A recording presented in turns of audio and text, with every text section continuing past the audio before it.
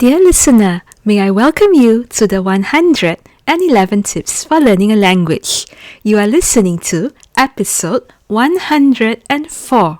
Today, we reach beyond methods and mindset, neuroscience, psychology, and we are going to confront the most fundamental dimensions of human existence.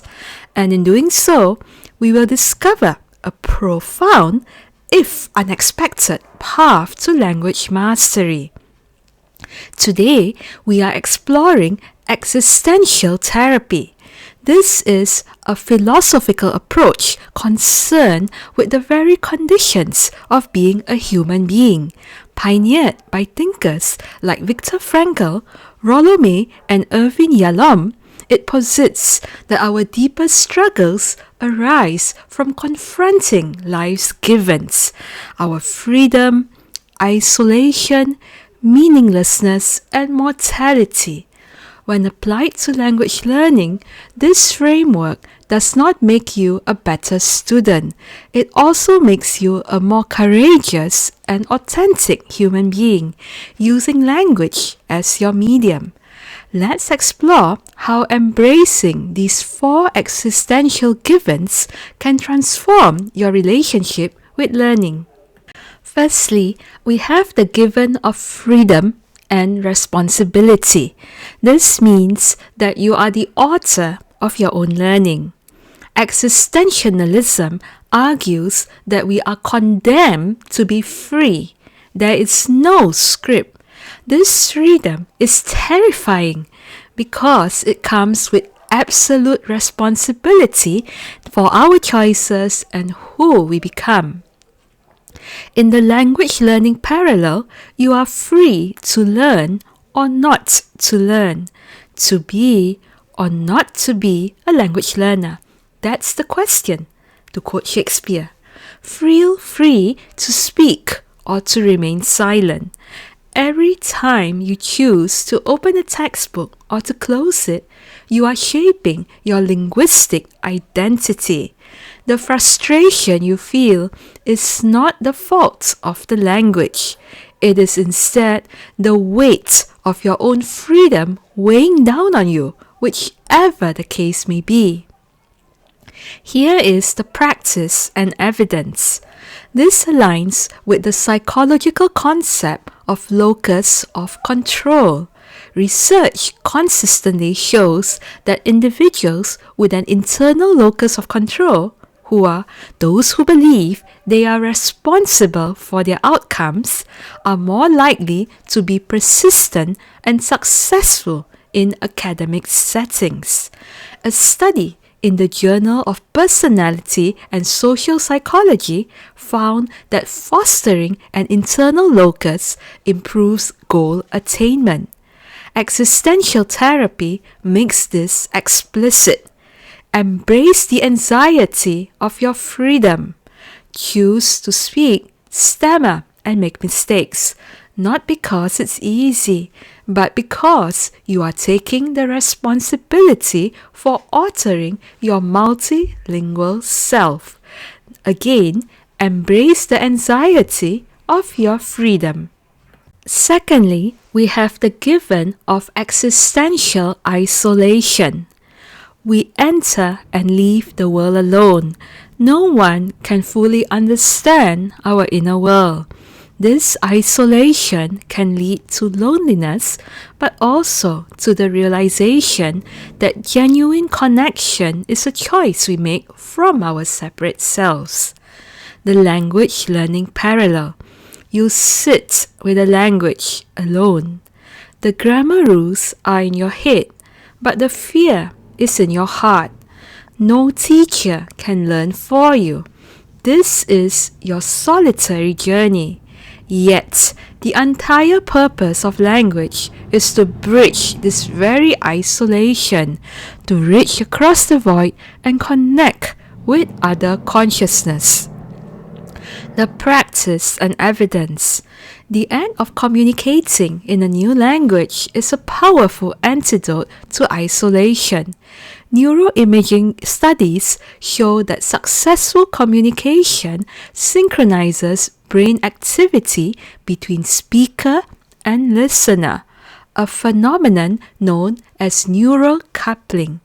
When you struggle to express a complex feeling in your target language and are finally understood, you are not just learning a word, you are experiencing a profound victory over existential isolation.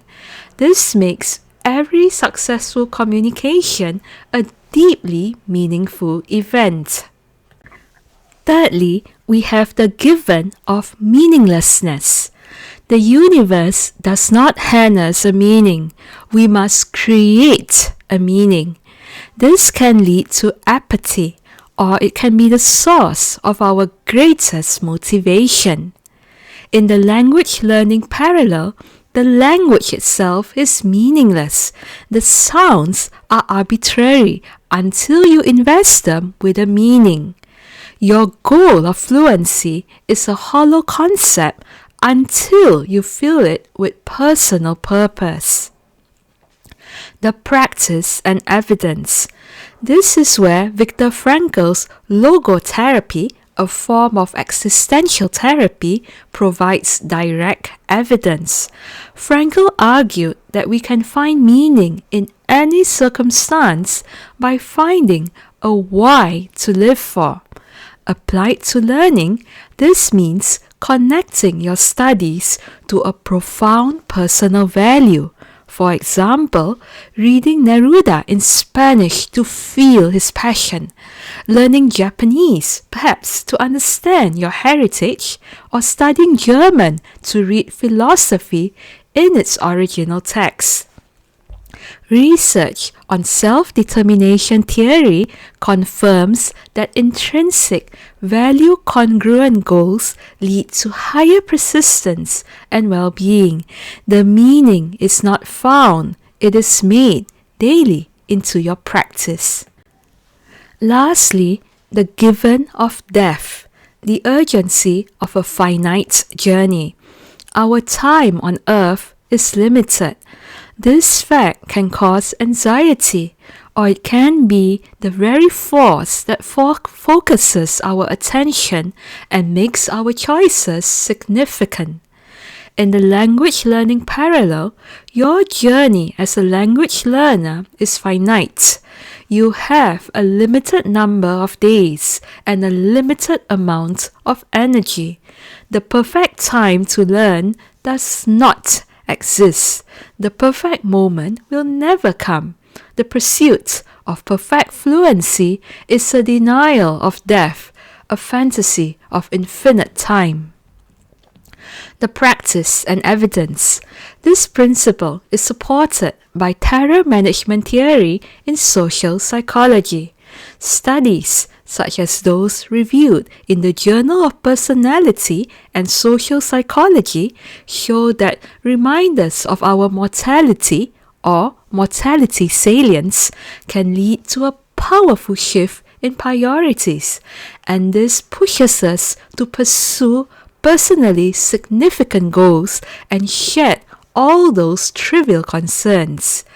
Embracing your finitude liberates you. It tells you, do not wait. Speak now with all your imperfection. Have that conversation today. Your time is too precious to waste on waiting for perfection. This creates a healthy and productive sense of urgency. Closing thoughts. The authentic speaker. Existential therapy does not offer easy solutions. It offers a more authentic way to live and therefore to learn. It asks you to stop seeing language learning as a technical skill and to start seeing it as an existential practice. Every time you choose to speak, you are exercising your freedom. Every time you connect with someone, you are bridging existential isolation. Every time you practice, you are creating meaning.